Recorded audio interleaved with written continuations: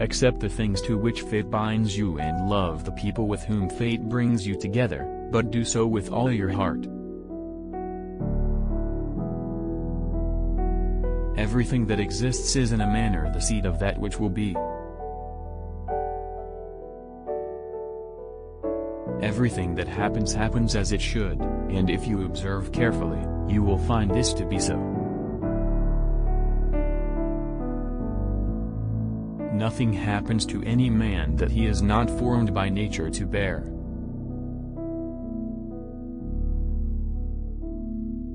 Forward, as occasion offers.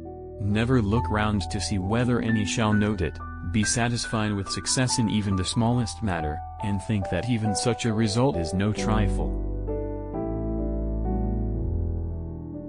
The act of dying is one of the acts of life.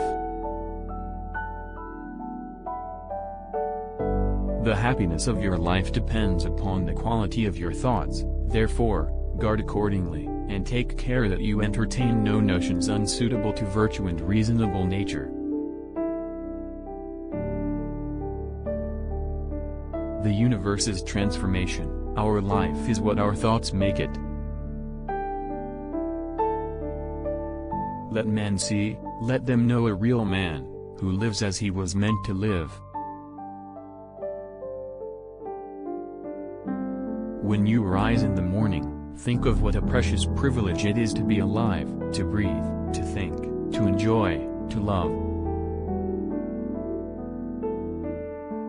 Where a man can live, he can also live well. Your life is what your thoughts make it. Execute every act of thy life as though it were thy last. Adapt to death as a release from the impressions of the senses, and from desires that make us their puppets, and from the vagaries of the mind, and from the hard service of the flesh.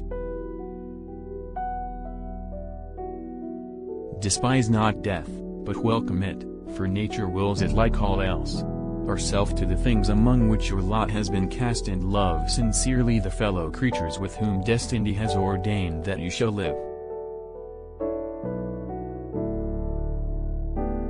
He who fears death either fears the loss of sensation or a different kind of sensation. But if thou shalt have no sensation, neither wilt thou feel any harm, and if thou shalt acquire another kind of sensation, thou wilt be a different kind of living being, and thou wilt not cease to live.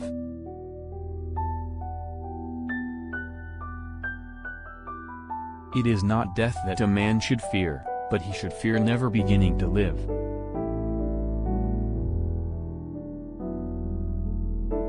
Because your own strength is unequal to the task, do not assume that it is beyond the powers of man, but if anything is within the powers and province of man, believe that it is within your own compass also.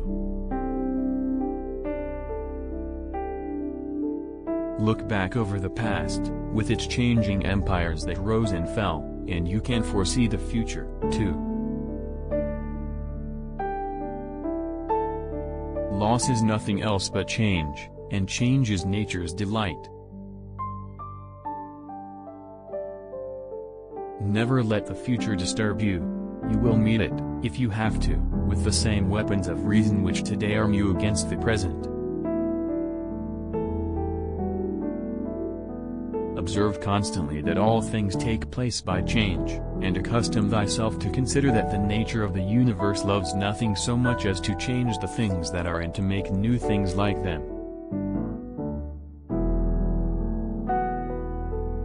Time is a sort of river of passing events, and strong is its current. No sooner is a thing brought to sight than it is swept by, and another takes its place, and this, too, will be swept away.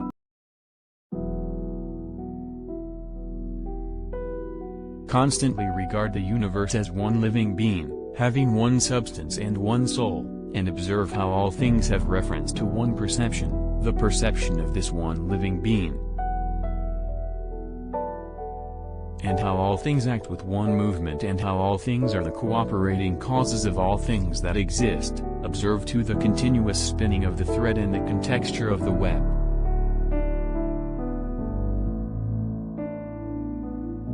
Nowhere can man find a quieter or more untroubled retreat than in his own soul.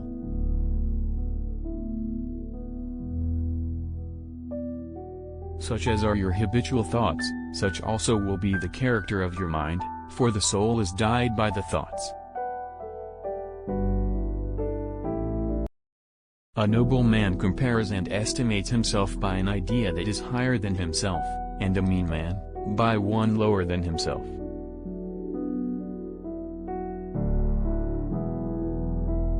The one produces aspiration, the other ambition, which is the way in which a vulgar man aspires.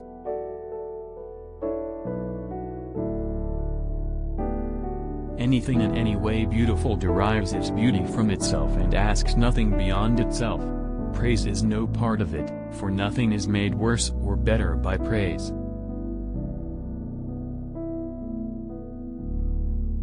Begin. To begin is half the work, let half still remain, again begin this, and thou wilt have finished. Let it be your constant method to look into the design of people's actions and see what they would be at, as often as it is practicable, and to make this custom the more significant, practice it first upon yourself. Natural ability without education has more often raised a man to glory and virtue than education without natural ability.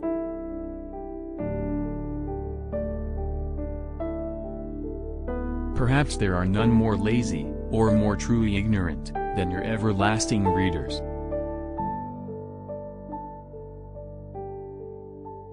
The universal order and the personal order are nothing but different expressions and manifestations of a common underlying principle.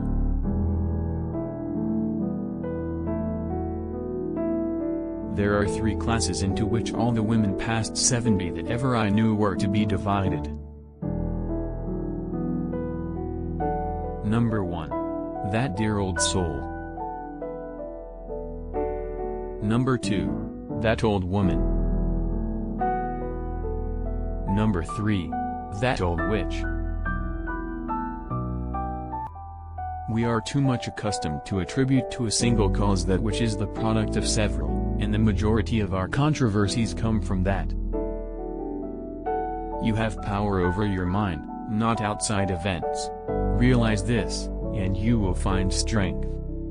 Nothing has such power to broaden the mind as the ability to investigate systematically and truly all that comes under thy observation in life.